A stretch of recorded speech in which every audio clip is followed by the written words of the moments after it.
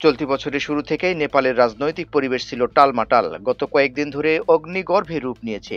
দেশটির সরকার রয়েছে ভীষণ বেকায়দায়। কাঠমান্ডুর রাস্তায় প্রতিবাদে নেমে নিরাপত্তা বাহিনীর সঙ্গে রক্তক্ষয়ী সংঘর্ষে ১৯ জন বিক্ষোভকারী নিহত হওয়ার পর সামাজিক মাধ্যম অ্যাপের উপর থেকে নিষেধাজ্ঞা তুলে নিল অবশেষে সরকার। আজ মঙ্গলবার দেশটির মন্ত্রিসভার মুখপাত্র এবং তথ্য ও যোগাযোগ প্রযুক্তি মন্ত্রী পৃথ্বী সুব্বা গুরুং একথা জানিয়েছেন। গুরুং জানিয়েছেন, গত সপ্তাহে সামাজিক মাধ্যমের উপর আরোপ করা নিষেধাজ্ঞা তুলে নিয়েছে সরকার। এই নিষেধাজ্ঞার কারণে নেপালের রাজনীতিতে ওই প্রতিবাদ শুরু হয়। সোমবার জেএনজি বিক্ষোভকারীদের সঙ্গে নিরাপত্তা বাহিনীর তীব্র সংঘর্ষে ১৯ জন নিহত হয় এবং শতাধিক আহত হন। সামাজিক যোগাযোগ মাধ্যমের উপর সরকার নিষেধাজ্ঞা এবং ব্যাপক দুর্নীতির প্রতিবাদে রাস্তায় নেমেছিলেন তারা। প্রতিবাদ নেপালে অন্য শহরগুলোতেও ছড়িয়ে পড়ে। এক পর্যায়ে পার্লামেন্ট ভবনে ঢুকে পড়ে তারা।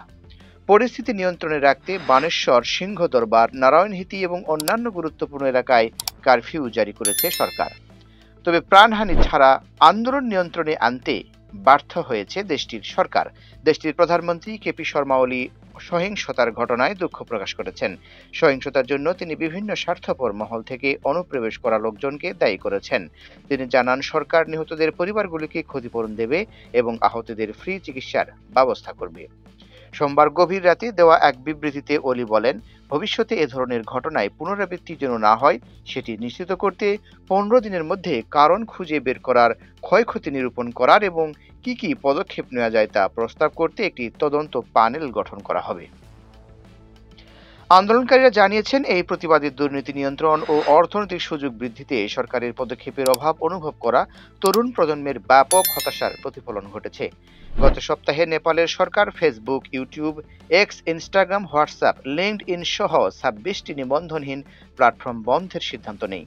এই নিয়ে তরুণদের মধ্যে দেখা দেয় তীব্র ক্ষোভ। শুধু তরুণ নয়, ব্যবসা বাণিজ্য, যোগাযোগ সহ বিভিন্ন ক্ষেত্রে এর প্রভাব পড়ে। ফলে এতে অসুবিধায় পড়েন সাধারণ জনগণ। নেপাল সরকারের কর্মকর্তারা জানিয়েছেন, যেসব সামাজিক মাধ্যমগুলো যোগাযোগ ও তথ্য প্রযুক্তির মন্ত্রণালয় নিবন্ধন করেনি, শুধু সেগুলো বন্ধ করা হয়েছিল।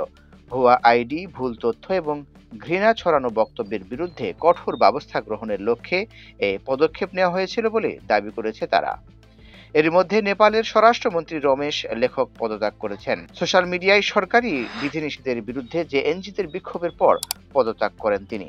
গতকাল সোমবার সন্ধ্যায় বালুয়াতারে প্রধানমন্ত্রীর বাসভবনে মন্ত্রিসভার বৈঠকে তিনি প্রধানমন্ত্রী কেপি শর্মা ওলির কাছে পদত্যাগপত্র জমা দেন।